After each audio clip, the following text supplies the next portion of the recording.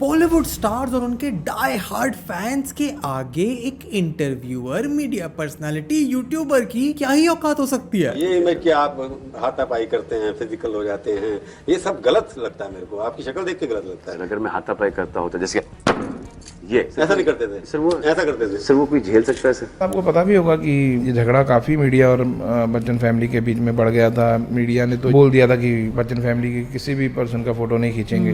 जी, जैसा आपने बताया, जब से पेड मीडिया, पेड रिव्यू कितना इफेक्ट करता है इस चीजों को, आपको भी ऐसे ऑफर आते होंगे? रोज आते हैं। एक दलाल बैठा है, वो दलाल जो है हम लोग की प्राइवेट लाइफ को बेचने का क्लेम करता है। वो दरअसल वो जानता भी नहीं हमारी प्राइवेट लाइफ है क्या है। आज तुम्हें भले ही बॉलीवुड के ज्यादातर सेलिब्रिटीज PR ट्रेंड दिखे, उनके इंटरव्यूज और पॉडकास्ट बोरिंग और स्क्रिप्टेड लगे, एक वन साइडेड फोर्स्ड रिलेशनशिप दिखे जहां ना तो हार्ड हिटिंग सवाल पूछे जाते हैं, ना ही आज कोई स्टार ऑनेस्ट होकर पॉलिटिकली इनकरेक्ट होने की चिंता करे बिना अपने रॉ अनफिल्टर्ड थॉट सामने रखता है। पर एक इंटरव्यूअर, एक जर्नलिस्ट के पास इतनी पावर और इन्फ्लुएंस तो होती है कि वो एक स्टार को बना भी सकता है और एक बने हुए स्टार को खत्म भी कर सकता है। कभी खुशी कभी गम का रिव्यू मैंने छापा and I wrote a little negative and Karan told me कि he was so bitter about what I had written, he said फेंक दो कोमल नाटा की मैगजीन, फेंक दो यहां से। एक जर्नलिस्ट को दिया गया इंटरव्यू, तुम मानोगे नहीं, पर एक स्टार के पास शायद सबसे पावरफुल वेपन है, सबसे बड़ा अनफेयर एडवांटेज है अपना ओपिनियन, अपना पॉइंट ऑफ व्यू, अपना स्टैंड रखने का सबसे बड़ा प्लेटफॉर्म है, which sometimes leads to the most defining controversies of the industry. For instance, Kangana Ranaut का करण जौहर को नेपोटिज्म पे बार बार टारगेट करना। Karan Johar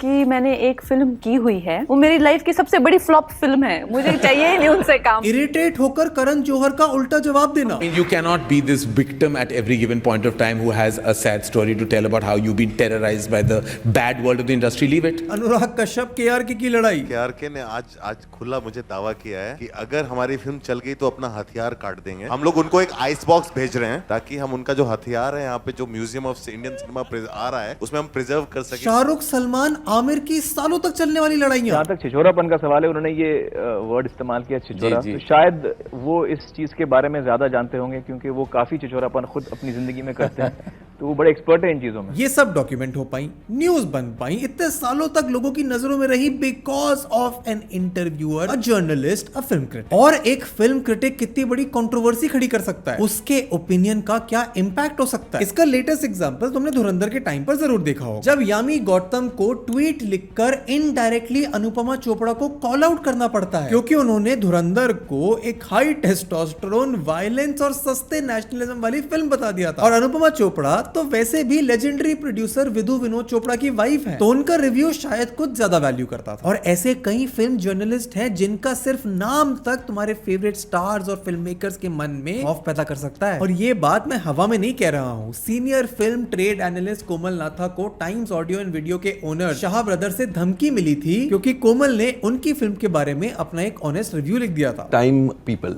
time audio video, the Shah brothers, they had threatened and my mother just blanked out. She had to be hospitalized for 3 days. क्या threat किया? कि तेरी टांगे तोड़ देंगे, तेरे को जिंदा नहीं छोड़ेंगे। अमिताभ बच्चन अपने प्राइम पर 15 सालों तक फिल्म मैगजीन्स, मीडिया से बात नहीं करते थे, अपने सेट पर उनकी एंट्री अलाउ नहीं करते थे। और मुझे ऐसा लगा कि अगर प्रेस को ये छूट है कि वो मुझे बैन कर सकता है तो मुझे भी छूट होनी चाहिए कि मैं उन्हें बैन कर दूं। और यही वजह थी कि जब मेरी कभी शूटिंग होती थी या पत्रकार मुझसे मिलना चाहते थे तो मैंने इनकार किया उनसे मिलने। जो आमिर खान सितारे ज़मीं पर, लापता लेडीज के रिलीज के टाइम पर इंडिया के ऑलमोस्ट हर बड़े पॉडकास्ट पर घंटों तक इंटरव्यू दे देते हैं, वो अपने करियर की सबसे बड़ी फिल्म लगान के टाइम पर मीडिया से बात नहीं करते थे। Aamir at that time when Lagan was made, he was not talking to the press. और ये सब मैं तुम्हें इसलिए बता रहा हूँ क्योंकि Bollywood stars, film critics, film journalist के बीच में पिछले 70 सालों में एक बहुत ही स्ट्रेंज रिलेशनशिप डेवलप हो गई है, जहां दोनों को एक दूसरे की जरूरत भी है क्योंकि मीडिया की न्यूज, उनका पूरा बिजनेस इन सुपरस्टार्स की लाइफ से, इनके पिक्चरों से आता है। और स्टार्स की पॉपुलैरिटी, पब्लिक में परसेप्शन, ऑडियंस का उनकी फिल्मों के लिए रिस्पॉन्स काफी हद तक डिपेंड करता है इन्हीं फिल्म मेकर्स के जर्नलिज्म पर। जैसे शाहरुख खान की चार्मिंग किंग खान वाली पर्सनैलिटी, सलमान खान का larger than life persona Aamir Khan की मिस्टर परफेक्शनिस्ट की इमेज और अक्षय कुमार की खिलाड़ी कुमार वाली इमेज जनता ने नहीं, ओरिजिनली तो मीडिया ने, फिल्म जर्नलिस्ट नहीं बनाई थी, क्योंकि ये फिल्म जर्नलिस्ट एक इकलौता कॉमन लिंक है जो स्टार्स और उनके फैंस को एक दूसरे से जोड़ता है। और ये बात तो बॉलीवुड के बड़े से बड़े सेलिब्रिटीज बहुत अच्छे से समझते हैं। इसीलिए स्टार्स और जर्नलिस्ट की असली रिलेशनशिप उससे कई ज्यादा क्लोज और कॉम्प्लिकेटेड है जितना मैं और तुम समझते हैं। In fact, there's this exchange between Neetu Singh and me just after watching Animal, where I said, "Good Lord, your son's the best, man."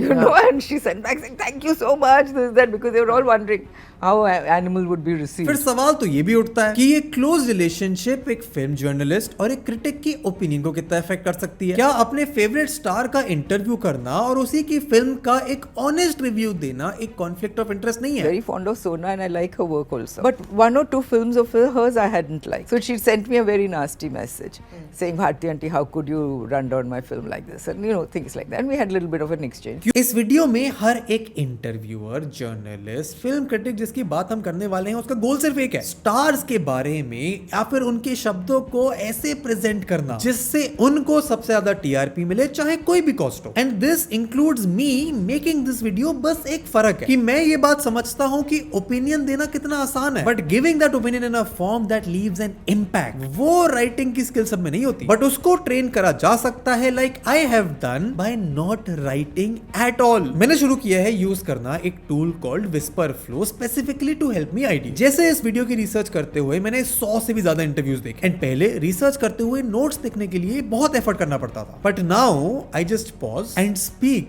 Because with whisper flow I can just speak whatever is on my mind. And ये grammatical errors हटाकर सब कुछ अच्छे से format कर देता है, punctuation लगा देता है एंड मेरी टोन ऑफ वॉइस को रिटेन करता है ताकि वो एआई रिटन ना लगे। चाहे वो वीडियो की स्क्रिप्ट पर मुझे फीडबैक देना हो, अपने दिन के टास्क के बारे में रैम्बल करते हुए टू डू लिस्ट बनाना हो, व्हाट्सएप पर अपने मैनेजर को टेक्स्ट करना हो, कोई भी ऐप हो, हिंदी हो या इंग्लिश या इनमें से कोई भी लैंग्वेज, इसको यूज करके I have not only save time, I have started thinking better, which means I have started writing better, which is why इस वीडियो में जितने भी सवाल हम करने वाले हैं, तो आज बॉलीवुड के बड़े से बड़े और छोटे से छोटे एक्टर्स भी अपने इंटरव्यूज में अपनी असली पर्सनालिटी दिखाने से पहले 100 बार सोचते हैं, जबकि कई और इंडियन सिनेमा के बड़े से बड़े एक्टर्स तुम्हें अपने इंटरव्यूज में हमेशा रॉ और अनहिंज्ड दिखेंगे। पूरी तरह इन्वॉल्व होकर हम काम करेंगे। हाँ, मजा है। फिल्में तो लगती है, चलती है, गिरती है, वो ठीक है, यादें हमारे साथ रहेगी ना जिंदगी भर। फिल्म थोड़ी याद, फिल्म तो है ही है। आपके केस में वो यादें, डायरेक्टर और एक्टर लड़ रहे हैं, कुर्ता फट गया, फिर बनियान में सीन हो रहा है, क्या विदु को पसंद नहीं आ रहा था कुर्ता आपका?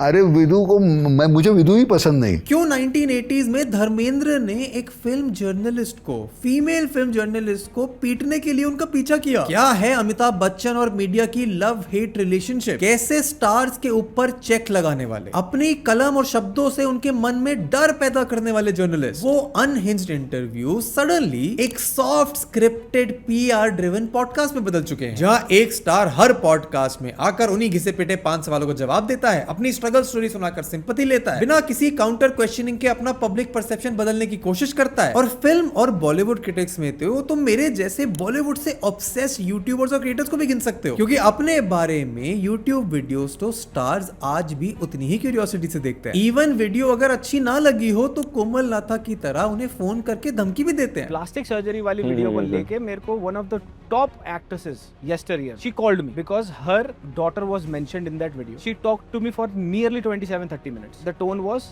कि उन्होंने मुझे बोला कि हटा दो, तुम्हें क्या पता है, ये है वो है। What I did was बहुत ही अच्छी तरह मैंने उनसे बात करी, I let her speak and at the end of it उन्होंने कहा कि भाई तुम्हें कैसे पता, तुम कैसे बोल देते हो, ये है वो है एंड स्टफ लाइक दैट। मतलब द टोन वाज धमकाने की टोन। ये सारे वो सवाल हैं जिनके जवाब ढूंढ के तुम्हें देना मेरा विस्पर फ्लो के बिना नामुमकिन होता। इनका प्राइवेसी मोड है जिसको यूज करके ना तुम्हारा डेटा कहीं जाएगा, ना तुम्हारे डेटा पर कुछ ट्रेन होगा, एंड तुम्हें मिलेगा मेरी तरह एक लाजवाब इनक्रिप्टेड तरीका अपने शब्दों को सही तरह से यूज करने का। चाहे रिसर्च हो, राइटिंग हो या कंटेंट क्रिएशन, कभी कभी सबसे इंपॉर्टेंट चीज होती है थॉट को उसी वक्त कैप्चर करना। एंड अगर तुम भी वैसे काम करते हो तो तुम ये सब कर सकते हो। मैं रेकमेंड करूंगा, नीचे डिस्क्रिप्शन में और पिन कमेंट में लिंक है। रस्टी एक्स विस्पर यूज करके तुम भी 2 महीने और विस्पर फ्लो प्रो फ्री में ट्राई कर सकते हो, क्योंकि इस वीडियो के के एंड तक तुम्हें बॉलीवुड और मीडिया की 70 सालों से चली आ रही एक टॉक्सिक, स्ट्रेंज, वियर्ड रिलेशनशिप के बारे में तो पता लगेगा ही। साथ ही मिलेगा एक नया पर्सपेक्टिव फिल्म जर्नलिज्म के बारे में, क्रिटिक्स की बाउंड्रीज, उनकी लिमिटेशंस के बारे में, इवन स्टार्स पर उनके इन्फ्लुएंस के बारे में। पर ये सब समझने से पहले हमें समझना होगा the evolution of Bollywood interviews journalism in the last 70 years. And I promise you it's a crazy story. तो चैनल को सब्सक्राइब कर लो, वीडियो को लाइक कर लो, क्योंकि इंडियन पॉप कल्चर पर ऐसे डीप डाइव हम तुम्हारे लिए हर हफ्ते लेकर आते हैं। और आओ तुम्हें समझाते हैं the crazy evolution of Bollywood interviews. पिछले 70 सालों में बॉलीवुड के स्टार्स और एक्टर्स को अपने फैंस के करीब लाने का एक medium, resources, film journalism, interviews, इसका एवोल्यूशन बहुत इंटरेस्टिंग है। 90s तक बॉलीवुड में बस फिल्म मैगजीन हुआ करती थी जो तुम्हें तुम्हारे फेवरेट स्टार्स के बारे में, उनकी लाइफ के बारे में, प्राइवेट लाइफ के बारे में एक छोटी सी झलक दिया करती थी। फिर मिड 90s से 2017 तक हमने कई अनहिंज्ड सैटेलाइट शोज देखे, जो एक बहुत बड़ा रीजन भी थे आमिर खान, सलमान, शाहरुख खान जैसे सुपरस्टार्स के राइज होने का। करीना कपूर, मलाइका शेरावत, बिपाशा बासु, सुष्मिता सेन, ऐश्वर्या राय जैसी स्ट्रॉन्ग फीमेल पर्सनालिटीज बॉलीवुड को मिलने का, ऑडियंस एक्सपोजर मिलने का। और आज हम भले ही बॉलीवुड जर्नलिज्म की स्टेट को मोस्ट फियरफुल और सेंसर्ड मान सकते हैं, पर वो क्यों और कैसे हुआ उसके लिए इसका एवोल्यूशन समझना जरूरी। कि मिड 1990s से पहले film journalism was all about gossip. तुम्हें 60s, 70s, इवन 80s के स्टार्स के वीडियो इंटरव्यूज बहुत ज्यादा मिलेंगे नहीं। Main papers like TOI or Indian Express, they did not cover cinema apart from the reviews. क्योंकि ये वो समय था जब प्रिंट मीडिया को हर कोई वैल्यू करता था। Stardust, film fair, star and style और सिनेब्लेट जैसे मैगजीन को लोग 2.5 से 5 रुपए में खरीदते थे। फिल्म रिव्यूज या सिनेमा की डेप्थ को जानने के लिए नहीं, बल्कि अपने फेवरेट एक्टर, एक्ट्रेसेस की पर्सनल लाइफ, उनकी बॉडी और उनके अफेयर्स के बारे में जानकारी लेने के लिए। क्योंकि एंटरटेनमेंट के मीडिया इतने कम थे कि इन फिल्म मैगजीन्स का पूरा बिजनेस सिर्फ बॉलीवुड गॉसिप पर चलता था। किसी को भी बॉडी शेम कर देना, किसी भी एक्टर, एक्ट्रेस के अफेयर की झूठी खबरें छाप देना, ये सब करके इन मैगजीन्स ने अपनी नेगेटिव इमेज बना ली थी। इससे शायद इन्हें फर्क भी नहीं पड़ता था, क्योंकि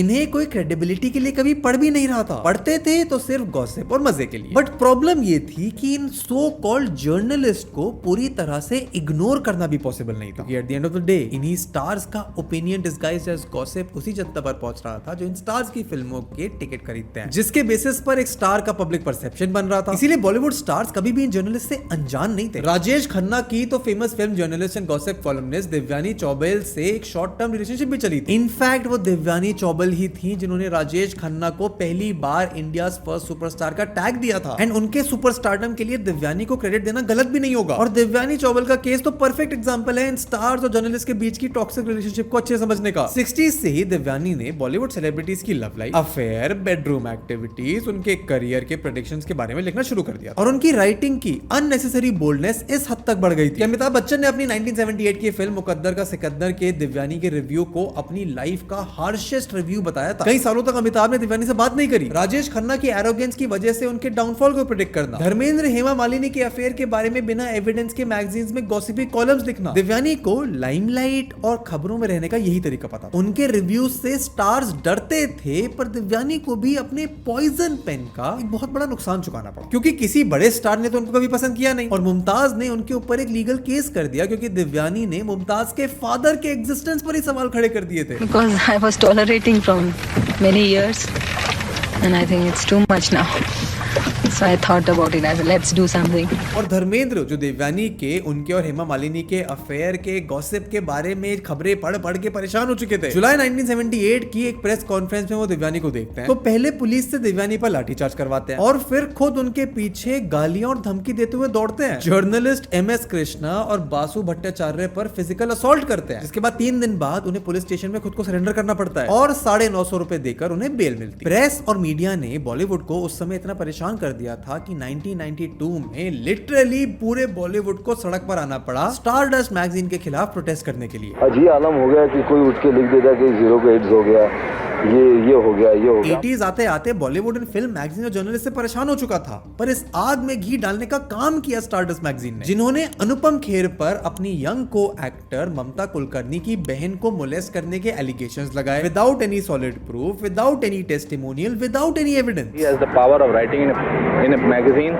which sells on lies which sells on somebody's bedroom stories. और जब अनुपम खेर ने स्टैंड लिया तो पूरा बॉलीवुड उनके साथ खड़ा था। और ये कंट्रोवर्सी इतनी बड़ी तब हो गई जब गुस्से में अनुपम खेर ने स्टारडस्ट मैगजीन के ऑफिस में घुसकर उनके एक एडिटर को थप्पड़ मार दिया। Today my education, my etiquettes have gone haywire because I slapped a man because he pushed me to the wall. Salman, Sanjay Dutt, Mithun Chakraborty जैसे कई बड़े स्टार्स अनुपम खेर के सपोर्ट में सड़क पर उतरते तो हैं। अच्छा क्या मारा? Because ये जो पब्लिकली हमें थप्पड़ मार रहे हैं, जो हमारी जो इमेज है, जो हम नहीं है, जो गलत इमेज जो पोर्ट्रे कर रहे हैं, it is worse than someone slapping us. पर स्टारडस्ट भी इतनी आसानी से बैक ऑफ करने वाला नहीं था। हालांकि इसके बाद स्टारडस्ट के ओनर ने अनुपम खेर से माफी मांगी, but these incidents are enough to show कि कैसे आज से 25-30 साल पहले भी स्टार्स की पर्सनल लाइफ, उनका परसेप्शन और स्टारडम बहुत हद तक डिपेंड करता था इस चीज पर कि एक मैगजीन का गॉसिप कॉलमनिस्ट उनके बारे में क्या सोचता है। मीडिया के पास एक अनप्रेसिडेंटेड पावर थी। कई बार फिल्म जर्नलिस्ट अपने आप को स्टार से बड़ा समझते थे, अपने आप को किंग मेकर समझते थे। जैसे 1975 में कुछ जर्नलिस्ट ने मिलकर उस समय के सबसे बड़े सुपरस्टार अमिताभ बच्चन को बैन कर दिया, क्योंकि उन्हें लगता था कि 1975 में इमरजेंसी के दौरान प्रेस फ्रीडम पर रिस्ट्रिक्शंस लगाने का काम अमिताभ बच्चन ने किया, क्योंकि उनकी गांधी परिवार से क्लोजनेस थी। फिल्म पत्रकारों ने 1975 में जबकि देश में इमरजेंसी लगी थी, उस समय ऐसा समझा, गलत समझा कि जो प्रेस सेंसरशिप इमरजेंसी के साथ आई थी उसमें मेरा हाथ था। अब इसके जवाब में अमिताभ बच्चन ने जरूर मीडिया को अपनी फिल्म के सेट पर से 15 साल के लिए बैन कर दिया। और मुझे ऐसा लगा कि अगर प्रेस को ये छूट है कि वो मुझे बैन कर सकता है तो मुझे भी छूट होनी चाहिए कि मैं उन्हें बैन कर दूं। पर 15 साल तक जब मीडिया ने उन्हें कवर नहीं किया, अमिताभ बच्चन को इन मैगजीन्स में एम्बैरेस होना पड़ा, फिल्म जर्नलिज्म से इग्नोर होना पड़ा, जहां उनको जया का पति, लंबू या फिर कॉमा से एड्रेस किया जाता था। मेरे बारे में लिखना बंद कर दिया, मेरी तस्वीरें छापना बंद कर दिया, यहाँ तक कि ऑफिशियली अगर किसी फिल्म की स्टार कास्ट लिखनी होती थी और अगर उस स्टार कास्ट में मेरा नाम होता था तो मेरे नाम की जगह एक कॉमा लगा दिया जाता था। रेखा ने तो खुद किसी जर्नलिस्ट को इतने सालों तक इंटरव्यू नहीं दिए, क्योंकि वो उनके और अमिताभ बच्चन के अफेयर के बारे में खबरें छापते थे। एंड अभी तक तुम्हें हो सकता है स्टार्स और जर्नलिस्ट की रिलेशनशिप में सिर्फ नफरत, गुस्सा, अपॉर्चुनिटी दिखे, but this was about to change from the mid 90s, not for the better, because we are about to enter the wild west of Bollywood journalism. Early 90s के बाद जब Bollywood actors ने continuously cheap journalism, gossip writing, film magazines को call out करना शुरू करा, तो वो चीप जर्नलिज्म तो थोड़ा कम हुआ और उसके साथ ही सामने आया एक नए तरीके का फिल्म जर्नलिज्म, जिसमें फोकस था फिल्म के ऊपर। टॉक शो सामने आने लगे जहां स्टार्स खुद कैमरे के सामने आकर अपने ऊपर हुई कंट्रोवर्सीज की क्लैरिफिकेशंस देते थे। फिल्म इंडस्ट्री में काम करते करते कभी ऐसा कोई डायरेक्टर मिला जिसके बारे में आपको लगा हो कि ऐसी बात कर दी, इसका तो गला दबा दूं? हाँ। लेकिन दस साहब, आपको जब प्रधानमंत्री ने बुलाया और कहा कि आपको कौन सी मिनिस्ट्री चाहिए, तो आपको कहना चाहिए था कि एंड मिनिस्ट्री चाहिए, मैं फिल्म इंडस्ट्री की कुछ मदद कर दूंगा।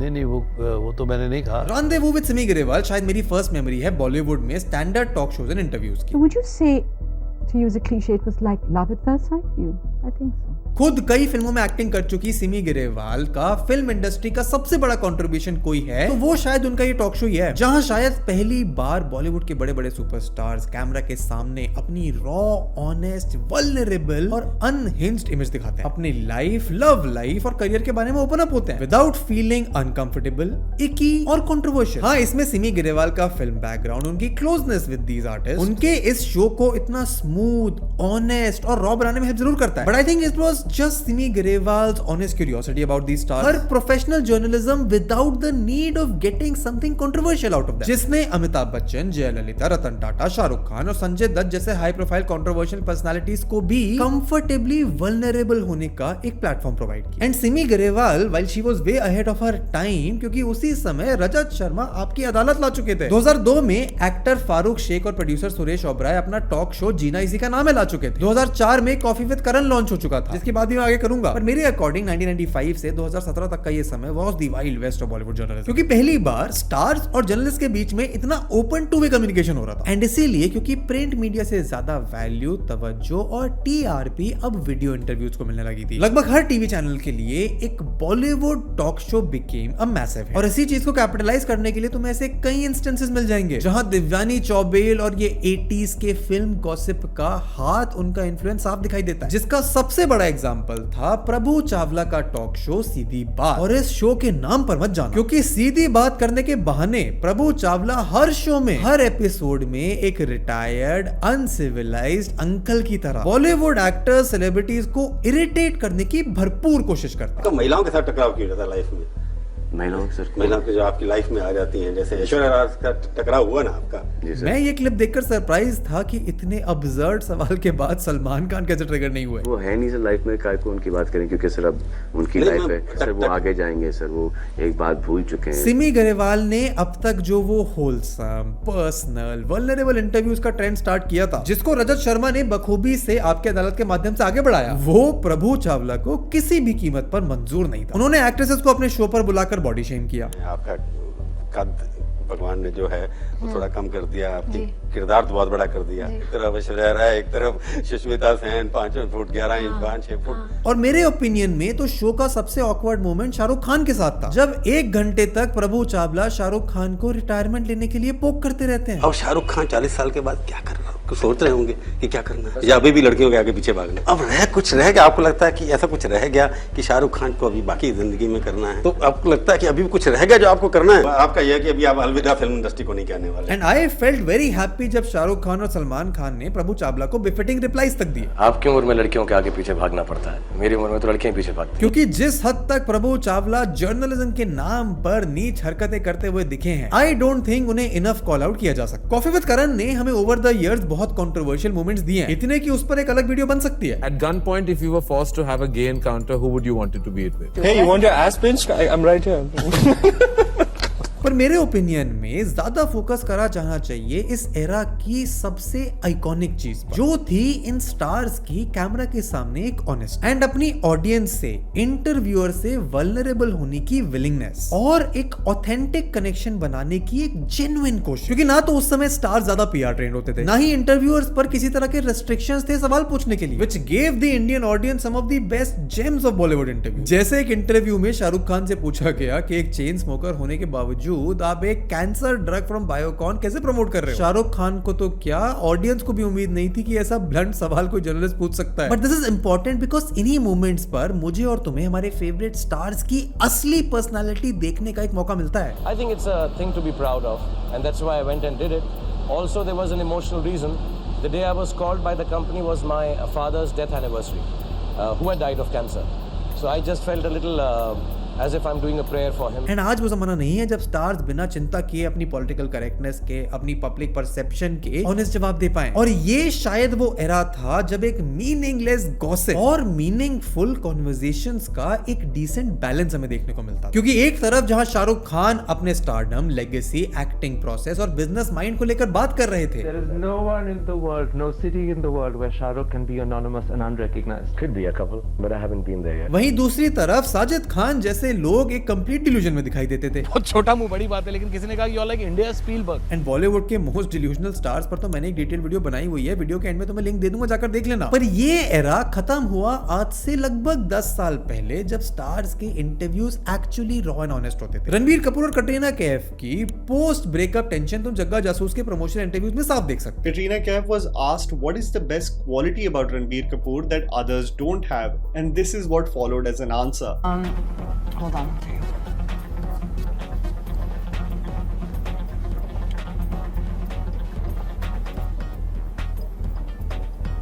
I can't think of anything. And ये एरा खत्म हुआ भी इसीलिए क्योंकि इस फ्रीडम का फायदा उठाकर, गलत फायदा उठाकर प्रभु चावला जैसे कई जर्नलिस्ट ने इन स्टार्स के साथ वो लाइन क्रॉस करने की गलती करी। जैसे न्यूज 18 के एक रिपोर्टर भूपेंद्र चौधरी ने सनी लियोन के साथ एक इंटरव्यू में उन्हें अपनी पास अडल्ट लाइफ को लेकर इतना डिमीन किया that she was literally embarrassed. So many Indian married women who look at Sunny Leone as a threat towards their husbands, and they believe that their husbands are all going to be taken away by Sunny Leone. अब ये सब कितना सही था, कितना गलत था, इस पर तुम डिबेट कर सकते, पर ये एरा जिसमें स्टार्स के ऊपर कोई मास्क नहीं था, इंटरव्यू में ऑथेंटिसिटी थी, ऑनेस्टी थी, अगर होस्ट अच्छा हो, अच्छे सवाल पूछे तो वल्नरेबिलिटी भी थी, एक मिसअंडरस्टैंडिंग होने का, सोशल मीडिया पर ट्रोल होने का डर नहीं था। But all of this was about to change from 2017, क्योंकि अब हम आने वाले थे in the invisible PR machinery era.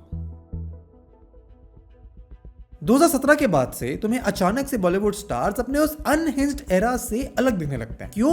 क्योंकि इंस्टाग्राम आ गया और बॉलीवुड सेलिब्रिटीज को एक नया तरीका मिल गया था अपनी पीआर करने का, स्क्रिप्टेड इंटरव्यूज के नाम का। अब ऐसा नहीं है कि पहले कभी पीआर एग्जिस्ट नहीं करती, पर ऑनेस्ट होने के, अनहिंज्ड होने के, पॉलिटिकली इनकरेक्ट होने के रिपरकशंस थोड़े कम थे, क्योंकि कोई तुम्हें तुम्हारी कही हर बात को, तुमने अपने बायो में क्या लगाया, किसको लाइक किया, किसकी फोटो डाली, इसको माइन्यूटली स्क्रूटनाइज करने के लिए कोई बैठा नहीं था। But this was about to change with the arrival of the internet. हर घर में स्मार्टफोन, हर घर में इंटरनेट, हर घर में ट्विटर और इंस्टाग्राम, और हर घर में अपने फेवरेट एक्टर, एक्ट्रेस, फिल्म के बारे में एक ओपिनियन। और इसका रिजल्ट ये था कि वरुण धवन, आलिया भट्ट, परिणीति चोपड़ा जैसे इमर्जिंग स्टार्स की पीआर टीम ने क्यूरेटेड इंटरव्यूज करके उनकी पब्लिक परसेप्शन को चेंज करना शुरू कर दिया। अब ये मेरा पर्सनल ओपिनियन है कि बॉलीवुड की इस नई जनरेशन ना उतना इंटेलेक्ट, विट या फिर अपने आप को लेकर कॉन्फिडेंस था कि ये अनस्क्रिप्टेड इंटरव्यूज की दुनिया को वो फेस भी कर सके, अपने एक्चुअल ऑनेस्ट पर्सनालिटी, शायद उनकी एक अनहिंज्ड साइड को दुनिया के सामने रख सके। एंड क्यों और कैसे ये 4th and 5th generation of nepotism stars, इनको स्टारडम के सिस्टम ने प्रोटेक्ट करके रखा हुआ, which ultimately leads to their irrelevance, इसकी बात हमने डिटेल में इस वीडियो में करी है। वीडियो के एंड में लिंक दे दूंगा, जाके देख लेना। पर नए बॉलीवुड स्टार्स की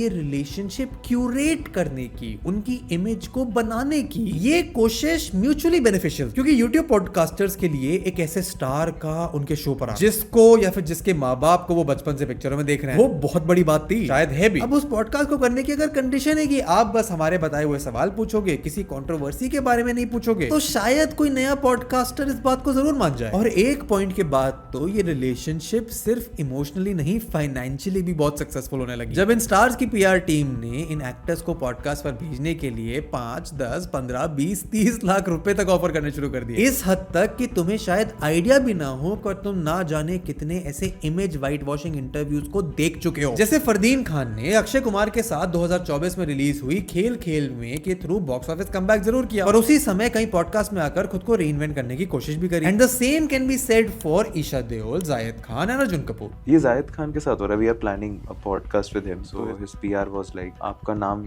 हमने लिस्ट में डाल दिया, after going to happen, it's like we are planning this revamp of him coming again. और कैसे सेलिब्रिटीज अपनी फेक मिडिल क्लास स्टोरीज को सुनाकर इन इंटरव्यूज को यूज करके अपनी इमेज को बनाने की कोशिश करते हैं, उस पर भी हमने एक डिटेल वीडियो बनाई हुई है, लिंक दे दूंगा, देख लेना। पर इतने हाइपर एक्सपोजर की वजह से सैड बात यह है कि सिर्फ नए और इमर्जिंग स्टार्स ही नहीं, अमिताभ बच्चन, शाहरुख खान, आमिर खान और रणबीर कपूर जैसे 80s, 90s और 2010s के सुपरस्टार भी तुम्हें अब कभी अपने ओपन और वल्नरेबल रूप में दिखाई नहीं देंगे, जितना शायद तुम उन्हें सिमी ग्रेवाल या रजत शर्मा के शोज में देखते थे। हाँ, सलमान खान, नाना पाटेकर और जॉन अब्राहम जैसे कुछ गिने चुने यस्टरईयर सुपरस्टार्स रिफ्रेशिंगली अनहिंज्ड और रॉ इंटरव्यूज देते रहेंगे। इनफैक्ट जया बच्चन की जनरेशन ऑफ एक्टर्स को तो ये कल्चर ऑब्वियसली फ्रस्ट्रेटिंग लगेगा। But my relationship with paparazzi is zero.